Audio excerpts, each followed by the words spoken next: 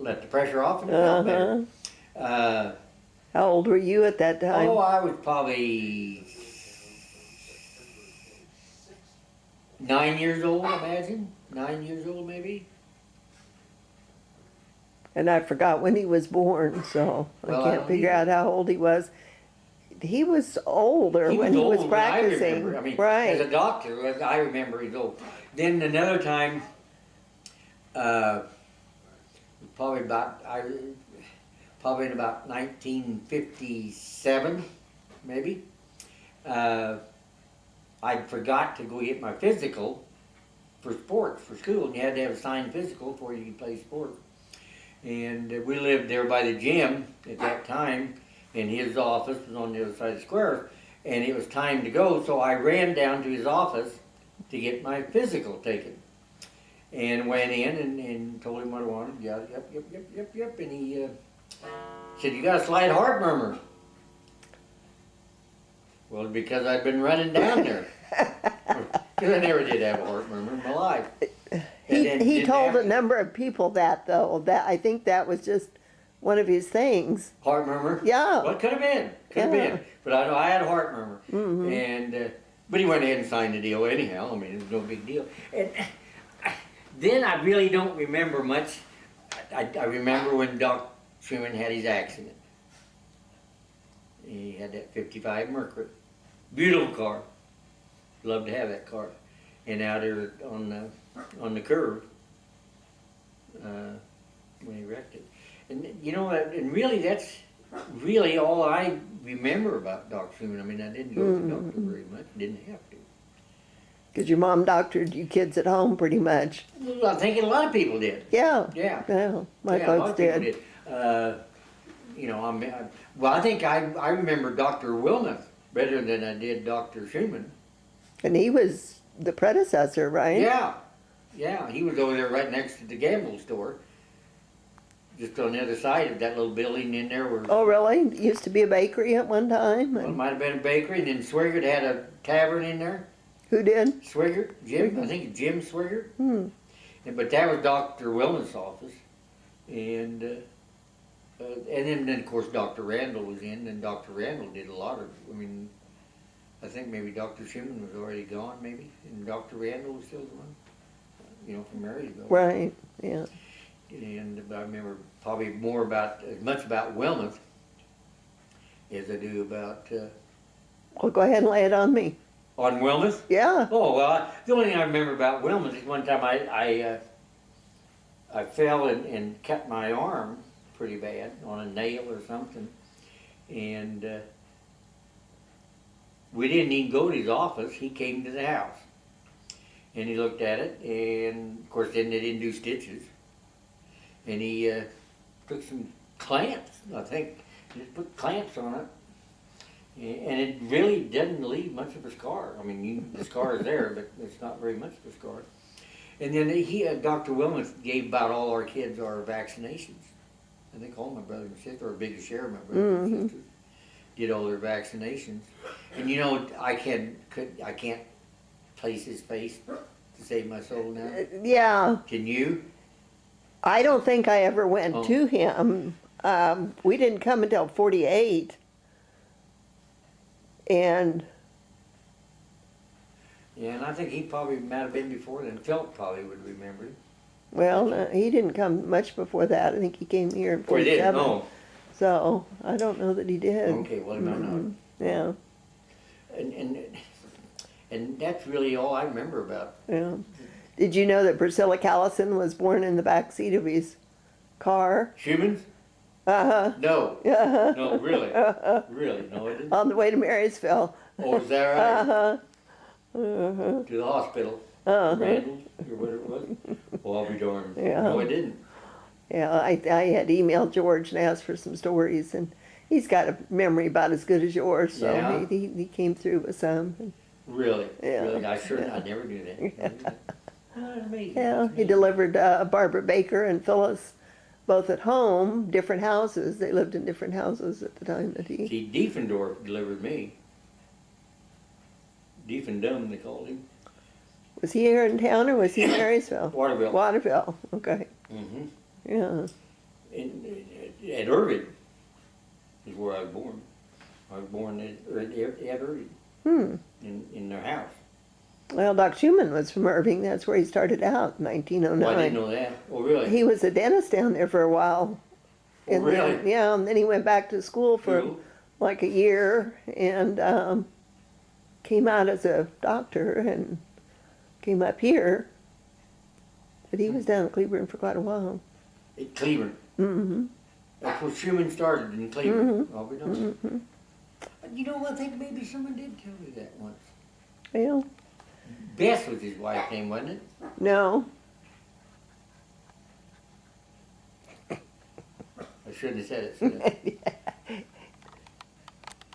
I'm thinking of Bess Truman. She reminds me of Bess Truman. I get that. I mean, she always did. I always did. You know, I always thought she did. All right. Well, okay. Now, who we got? Vita Eckert. And you're saying I can't tell you anything about Vita. I'm not sure when she quit business I up on remember the the square. predecessor before the Glenn's, Yeah. Bill, wasn't it Bill? Vita was a short lady, and she and Cletus, 40A or 40 or 48 were friends. Yeah, they were friends. Uh-huh. They were lovers. They weren't friends, they were Now- lovers. Now you have proof of that, how, Joe? When Well, I they- saw them all Well, the time. oh, you saw them Together. together. Well, please, everybody knew it. Yeah, somebody told me, and well, let's see, the person that wrote our story is Connie Nugent, because she worked for Vita for a while, and she was working at Eckhart's, at Vita's, right across from the community center, when somebody painted either a yellow stripe or yellow footprints from his barber shop over to her place. And it made her cry. It hurt her feelings. She was sad. Well, back then it was frowned on a little more than today, Yeah. because I think Al might have still been alive. No. He'd already died? He'd already died, yeah. And I think she lost her son too. Don. Really? Uh-huh. Do you remember him? Yeah, I remember him. Well, here's the thing. Philip, are you listening? What? You want to come sit in here and visit? No. Somebody told me that Mary Lou Rudy, who was married to the guy that Philip worked with at the Noxious Weed, was married to Don Eckert, that was her first husband. And I've been trying to call her, and she doesn't have her phone listed, and Yeah. et cetera, et cetera. So, but I thought I would verify that before. I mean, that would be kind of her relative if that was Right, her first right, mother-in-law. right. So, Huh. yeah, Could be. yeah. Okay, so you didn't paint the yellow footprints or the No. yellow stripe? Yeah, No. okay. I wasn't that old then. Yeah. Now, I'm wondering about Philip's dad. He was ornery. I wondered if he would have done that. No, Harold did a lot of things. No, I you don't think he ever would? would've Yeah, done not that. his personality. No, No, that no. I remember when Harold and them guys sold a hubcap twice. Johnny Lindell worked for the county, and he had a '55 Chevy. He went in the Osborne body shop. Said he'd lost the hubcap off the left rear wheel.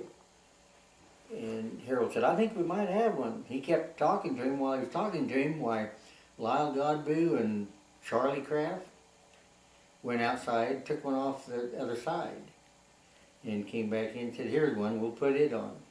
And so they did, and they charged him $5 for it. And about 2 weeks later, old Johnny Lindell was back in the body shop. He said, "You know, I lost one off the other side now." They didn't do any more after that. But yeah, oh yeah, I remember him telling about that. Oh. You know, who do you know today that has that kind of fun? Right, right. Yeah, they don't. Uh-uh. You don't. So we did with Marvin Herolic, we hit his truck one time. But he got mad, called the cops. Someone stole it. He wouldn't talk to Steve Carls and me for a month. Wouldn't talk to us. Uh, yeah. Well, there's people that can take a joke and. Yeah, people can't take it. But he'd always do it to somebody. But see, I always figured that if you couldn't take a joke on yourself, don't go do it on someone else. And I had a lot of them pulled on me through the years. Some of them were funny. But I had as much fun as they did. Probably. Yeah. Anyhow, well, okay, back. So back. Huh? Let's go back to what we were doing. Yeah. Interviewing. So Jerry Nista, if you got, she must not have been involved really with the drugstore. Jerry was involved very little with the drugstore. Now she did work there. She did work. Did she? Once in a while, and I worked with Jerry, but not very much. Mm-hmm. Not enough that she made an impression. The ones I remember was Marguerite DeShazer and Doris Landon. Those were the two women who worked there when I worked there. Mm-hmm. Because I remember one night when I worked there with Marguerite DeShazer, and a guy came in, and who remained anonymous. He's dead now, so it didn't make any difference. But he said, "Joe, I was probably 11 years old, maybe then." He said, "I need a package of rubbers." Okay, I found them. No one ever told me where they were, but I knew where they were kept back there behind the counter in a drawer. Snooping around and found them. I said, okay. So I went back to get them, and Marguerite was leaning up against the drawer. Well, I couldn't go say, "Excuse me." And so I kind of hummed and hemmed all around. Pretty soon Red said, "Joe." I said, "Just a minute, Red. Just a minute." And hemmed all around. Finally she moved. And I went back there, got him, got Red's money, and away he went on my business. And Marguerite came up, she said, "Joe, why didn't you tell me you wanted in there? Oh, I would have moved if you told me." And then I was embarrassed. My face had to be red, I know. Yeah. But anyhow, that was, yeah. And Doris was kind of mean to work with. Mm. Marguerite was real nice. She was real easy to work with. She didn't give you the devil for anything. Doris did. Doris was kind of mean. Well, I've heard some tales about Jerry's teaching when she was mean back in the days when Was that right? you could use a ruler on the kids' hands if you wanted sure, to. I'm sure she could. And- But now she was never that way in the drugstore. Never. But she, like I said, she wasn't there that much. Right. I mean, Did you have her as a music teacher? No. You didn't take Nope. music, you said, so Well, she you would have had chorus or when something. she wasn't teaching then. Oh, She's not there anyhow. yeah. She was teaching one thing, Mahaska one, because Ed, I went to a ball game with Ed up at Mahaska, Kansas, and that she was teaching up there, I think then, and then she taught some other places around. Mm-hmm. But I remember Ed the best. Ed hired me for 25 cents an hour, and man, I thought, wow, man, I worked 4 hours, and I got $1. And it was a lot of money. Yeah. But anyhow, so I worked for Ed. Worked for him about 5 years, 6 years maybe. But anyhow, through the course of this time, I worked myself up to 45 cents an hour. From 25 cents an hour, 45 cents an hour. And Ed, you opened up at 8 o'clock in the morning and you closed at 10 o'clock at night. Mm-hmm. Except Saturday, and you stayed open till 11 o'clock. Sunday, you opened up at 9 o'clock till 1 o'clock, and then 5 o'clock till 10 o'clock on Sunday. Wow. And I had to work most Sundays. And every Saturday night I worked. But anyhow, Ed would drive his old panel wagon, station wagon then, woody wagon, and he always parked in the same spot across the square from his business. You know, he didn't park in front of the business. Good for him. Huh? You want a beer? No. No. I'm on some medicine. I can't. Me too. Oh, well, then you die. Go ahead. I'm not ready to die yet. Thank you, Joe. And I don't think I'm going to. Oh. No, thank you though very much. See, you want a soda pop? No. Nope. I Glass had of no water? pop for today. No, I've had water for dinner just a little bit ago. So did I. I'm doing an interview now. We can't drink when we're doing an interview. It's been done. Has it? Oh, well, okay. But You thanks. know, I think I've got a picture of Ed in front of that, with that vehicle you're talking about. You'll have to look at it and tell Okay. me if that's it, because But I don't know in, my vehicles. But he'd always park in exactly the same spot. And of course there wasn't nobody there, so nobody would take his spot. But he'd come in every day, and first thing he'd do, coming in the door, and you could hear him for 5 miles below his nose. He'd go to the soda fountain, and he'd make himself a chocolate milkshake. That's the first thing he did every morning. Oh, breakfast. Not a malt, a milkshake. And he'd drink that milkshake, and he always cut a great big fart every day when he came in. Things he wasn't allowed to do at home. No, evidently he wasn't. And I used to think, man, how can he do that so easy? But he did. But and then he'd go to the bathroom, and then he'd come out, and we'd go about our business. But he always had his hair combed it all back, and then he'd put his glasses on, and he'd sit there on that soda fountain. And if you remember the soda fountain, the way it was, he'd always put his foot up there and drink. I don't know why he did that, but he'd always put his foot up there, and he'd drink that milkshake, and then away he'd go. And then he'd start doing his bookwork. And people would come in and charge stuff from the previous day, and he'd post it to their ledger sheets. And back then, Pat Osborne could go in and get a candy bar and charge it. Pat I never knew that. Candy bar, 5 cents. And the next day he'd post it. And I never knew him to ever jump any kid or anybody about their bill, about not paying. But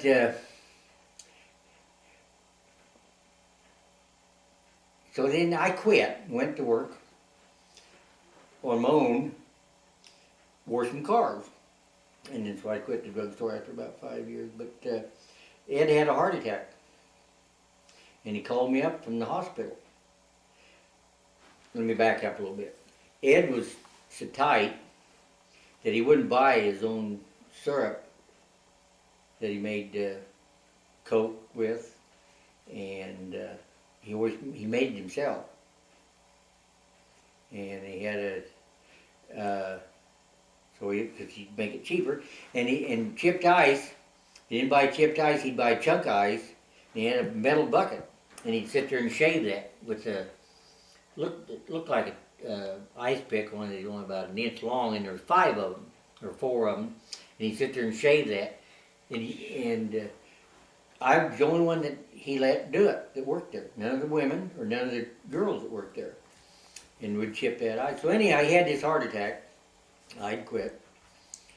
And in the meantime, he hired this Ralph Arnott to take my place.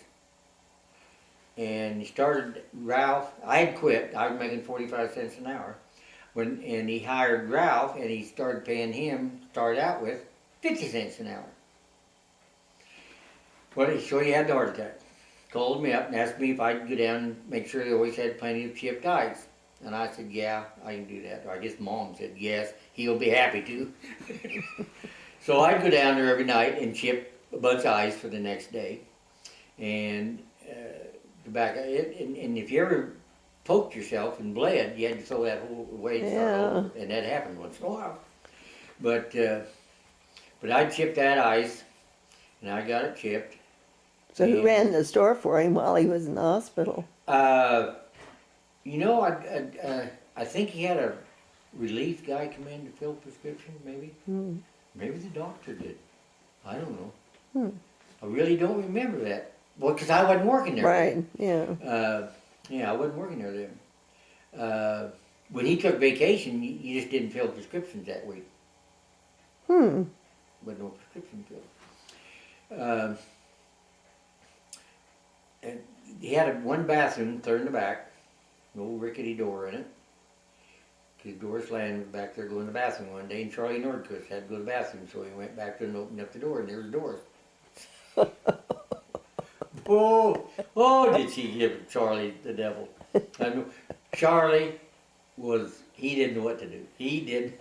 At one time, an old Charlie was speechless. But anyhow, I went down, I chipped his ice, and he got better and got out of the hospital and called me up one day and asked me how many hours I had in. So I told him. He said, well, come down and I'll pay you. So I went down, and you know what he paid me? 45 cents an hour. 45 cents an hour. Same thing was when I quit. When he was already paying this other guy 50 cents. That couldn't chip the ice, but that's all right. Then as kids that worked for him, he'd always give us something for Christmas. I got a brownie camera, not a brownie camera, I got a camera one year. What it was merchandise that he couldn't sell. And that's what his kids got. Which was, at that time, I was thought that was a pretty nice deal. Yeah, I didn't have a really. camera. Yeah. But that's what he gave us kids. Glenda Kelly was working there then. And I think Glenda might have been we might have been the only two kids. But he sold fireworks, and I'd always have to run the fireworks stand on the 4th of July for him. And he just set it up outside the drugstore. Did you work behind the fountain? Yes. Yeah. Yeah, I worked behind the fountain.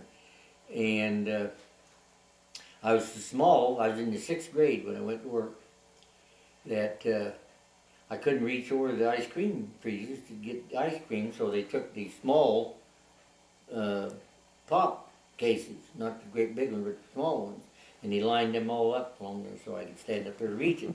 And them older kids would come in and they'd pick me up and shove me down there in the cooler. But I got even with them because I always gave them less ice cream than anybody else. And pretty soon they got the message and they left me alone. But, we made sandwiches then, sold sandwiches. Ham salad sandwiches and grilled cheese sandwiches with potato chips. What was his recipe for the Coke? He bought the stuff from Coca-Cola. But I don't know, because no one else did that but him. When he was off, then we had to buy it from the Coca-Cola company. And then you put it in this big Coke machine and turn it on, and that's how you made your fountain Coke with the carbonated water. He had a carbonator down in the basement that made carbonated water. And you also had to use that to make sodas without carbonated water, and that's where you got that fizz. When you put it over, you push it one way, it was just plain water for limeades and stuff like that, lemonade. Push it the other way, and it was a real pinpoint deal, and that's where you got the fizz for your sodas when you made sodas and stuff. But we made 400s, which was chocolate milk. We made, now what did they call it? It was ice cream and chocolate, and you hand stirred it by hand. They call them guidons now. They didn't call them guidons back then. I hated them things. And I hated to pack. And he sold seal test ice cream. Get the best, get seal test. And it was good ice cream. And they always had a special flavor every month. But people would buy hand-packed ice cream. And you'd have to pack it out of them round quarts and pints. And I mean, they got their money's worth because it was packed in there tight. There wasn't no air in it. And I forget now what they sold it for, it wasn't very much. But then we had that Planters peanut deal. Had all kinds of nuts. Had the circle going around, had a light about, keeping it warm. And so I made up for that nickel hour I got cheated because I ate peanuts and ice cream. I ate plenty of it. But Ed was, Ed never chewed me out about anything. Now I don't know if he did any of his help. I don't think he ever did. Did he have businessmen buddies? Did he? Mylon Brokey used to come in, and his mom would come in too. But and they'd get both of them, Mile and Brokey, and Mary needed it. They'd come in and they'd start talking Czech. And I just knew they was talking about me. Now, I couldn't understand it. So one day after Milan left, Ed started laughing. And he said, "See this?" And he showed me this little dime, or I thought it was a dime. I said, "Well, what is it?" He said, "Well," he said, I gave Milan a dime for it. Someone gave this to him over there at the hardware store, and he was mad. They cheated him. They gave him this coin for a dime. And oh, was he mad. So Ed said, "I gave him the dime for it." And he says, "You know what it is?" And I said, "Don't have any idea what it is." He said, "It's a 3-cent piece. Worth way more than any dime would ever be." For heaven's sake. And so Ed gave him his dime. Milan was happy, and Ed was too. And they never did tell Milan about it either, Yeah. I don't think. I didn't know that Milan and then I suppose Rudy also spoke Czech. I don't know whether Rudy did as much as Milan. Milan Really? did. Milan could talk it. You bet he did. How much difference in their age was there? Was Not there that much, I not don't that think. much? But I never knew Rudy did talk Bohemian. Mm-hmm. I didn't. Maybe he did, but Milan did, because he'd come in there, and then Sorek was in business. Did you work for Sorek? Mm-mm. You know, not Marilyn, Nestor. Not Marilyn. Marge Nestor worked for him about the same time Glenn and I worked for him. But on the 4th of July or Christmas or New Year's Day or Thanksgiving Day, Ed would call up Floyd to ask him if he's going to be closed on such a day. Or Floyd would call up Ed and not tell him who they were. And ask him, "Are you going to?" Floyd would call up and he'd say, "Mr. Nietzsche, are you going to be open on Christmas Day?" And Ed would say, "No, I'm not, Floyd. Are you?" And he'd work both ways, you know. And they both knew who they were talking to. But they wouldn't tell. They thought they were going to pull a fast one on someone. But So did they both not work, or did one of them stay open on Christmas Nope. Day and the other one not? Nope. Oh, they Nope. cooperated. yep, if one of them was going to close, the other one would. If one of them had said, "I'm going to stay open," you can bet your boots both of them would have been open. Yeah, yeah. That never did happen never did happen. But we had to sweep the floor every night. Twice.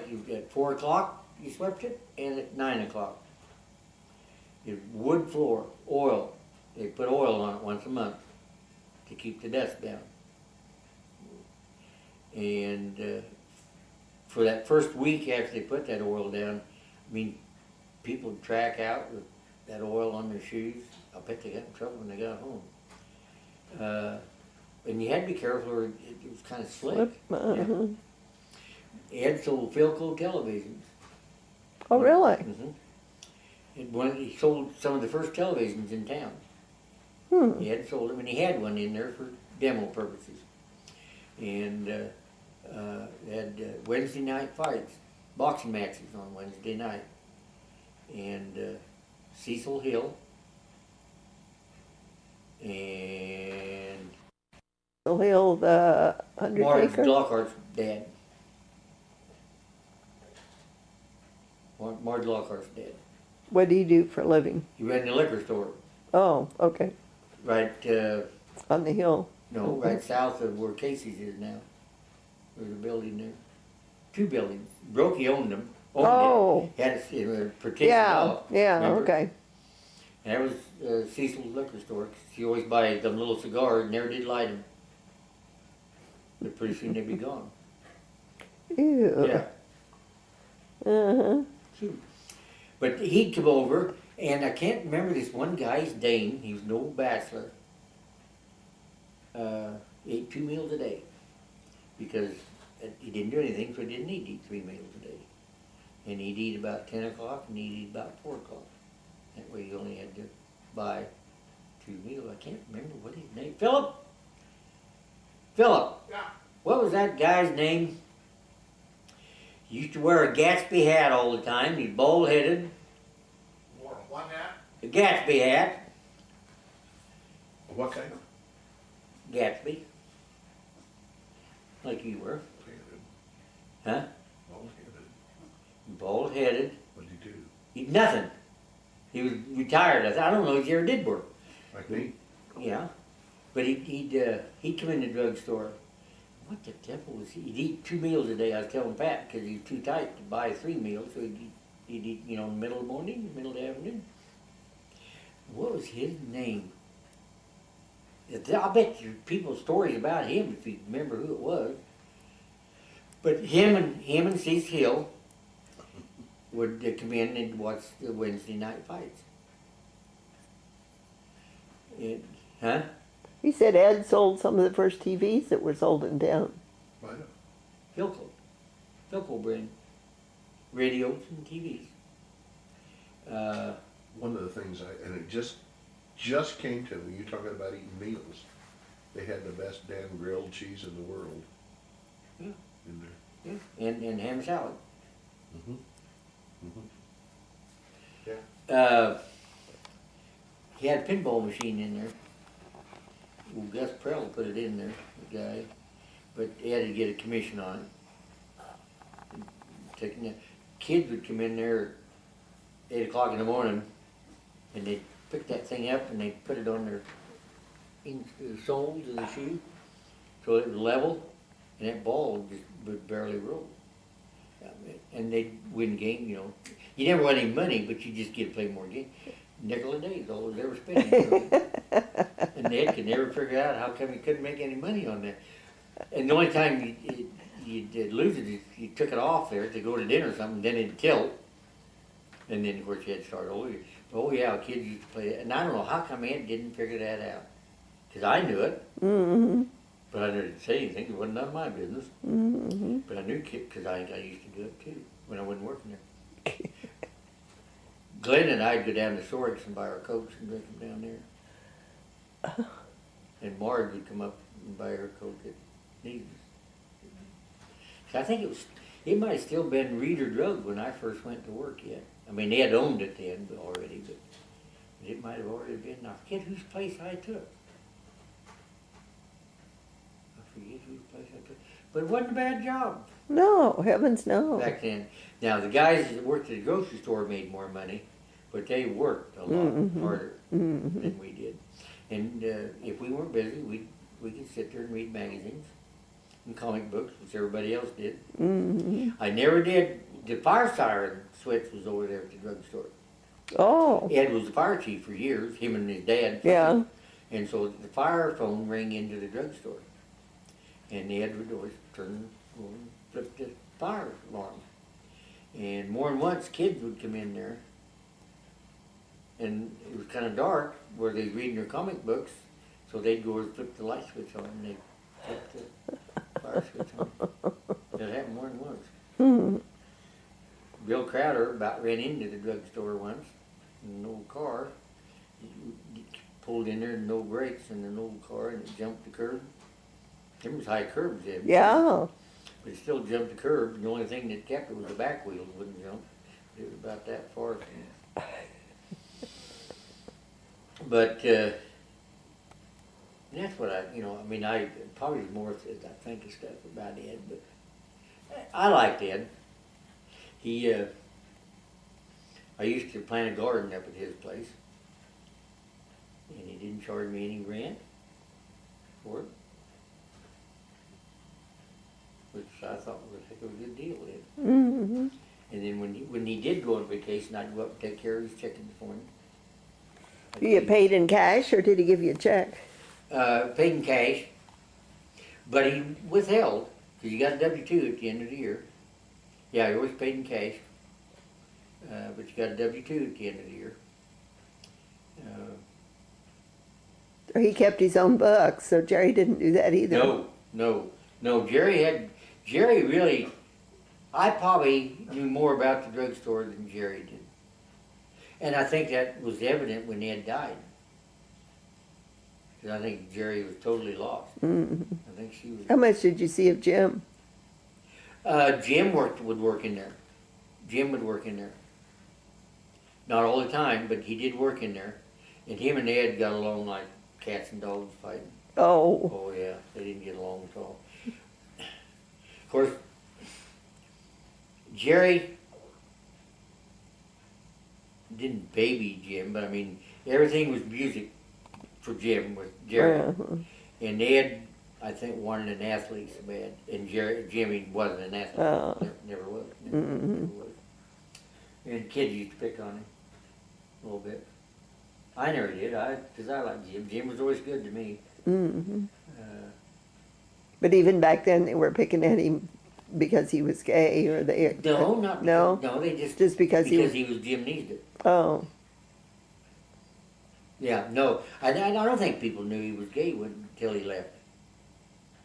Or maybe they did in later years in high school.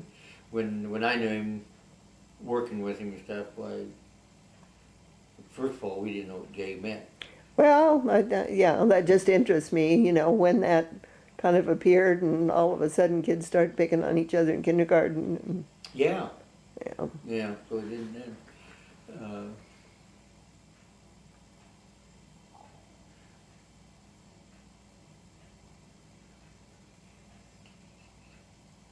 Ed and I would always do the oiling of the floors. Sweep it and oil it.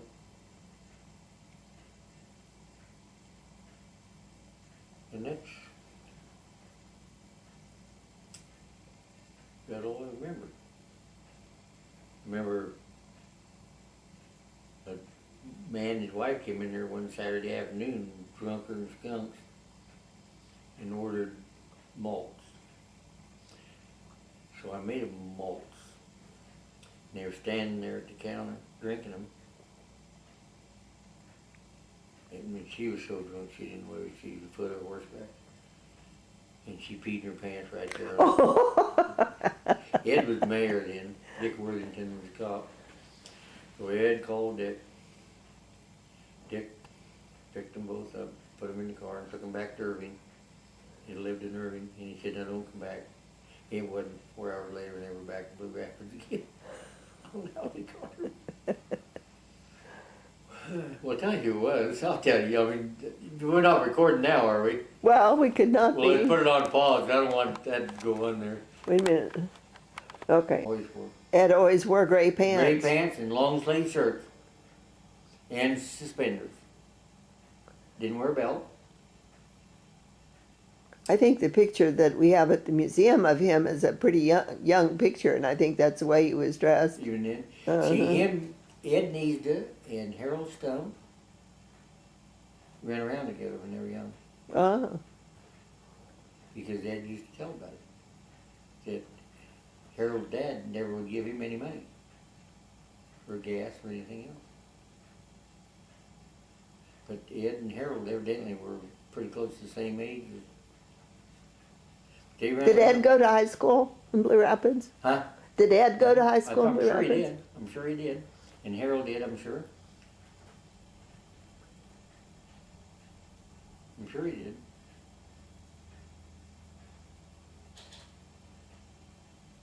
And the only time I ever knew Ed wear glasses when he was doing his book work, but he wore glasses and he put his glasses on. Do his book work. Probably store-bought magnifying glasses. Probably. Could have very well been. Yeah. Yeah, a lot of them people did.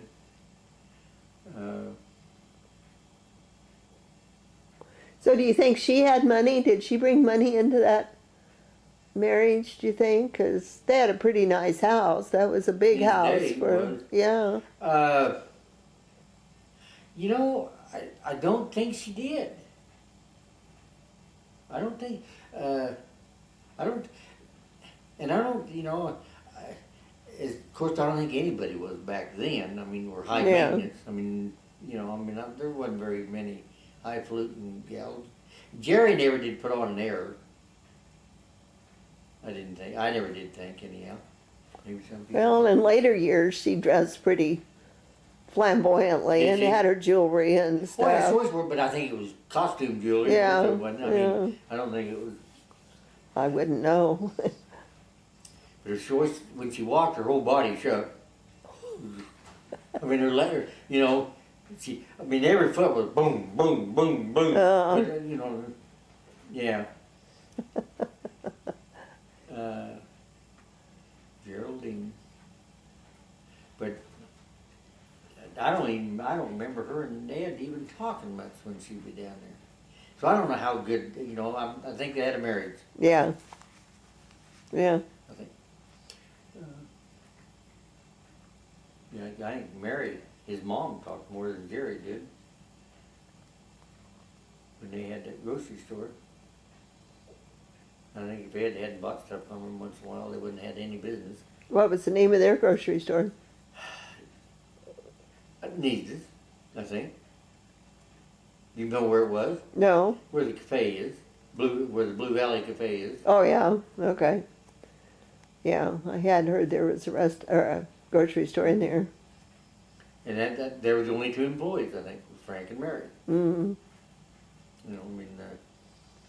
Well, back at that time, why your dad probably would have had 85% of the business, didn't he? Vic Stanley, I think, had more. Was Vic there then? All the time? There would have been Vic's dad. Yeah. Oh, I don't know. Do you think so? I really don't know, I don't think except so. that Vic was a very good businessman, and I'm Yes. not sure my dad was. My dad was, he always felt sorry for folks and gave away a lot of food and stuff. See, And my older brother worked for your dad mm-hmm, until he got married. And then your dad got him a job out at Clay Center in the grocery store. Big IGA store out there. I think what my dad always said when he came to town that there were, I think, 5 places in town where you could buy groceries, and some of them was like the log cabin where maybe bread Yeah, or milk yeah, or Log something. Cabin. But Peterson's, Needed, Vic, and they've been fine. and then I don't know when Basil came in by Well, comparison. that's right. There was the McKee's were in there. He came in after. I think Peterson might have already been closed by then. I think they were. Mm-hmm. Yeah, I think Peterson were already closed. Good. Yeah. I forget now when Vic's dad came down from Crab Orchard, Nebraska. Yeah, I think it was 47 or something. I don't know for sure, but somewhere in that vicinity. Yeah, could have been. Well, So how's your wife?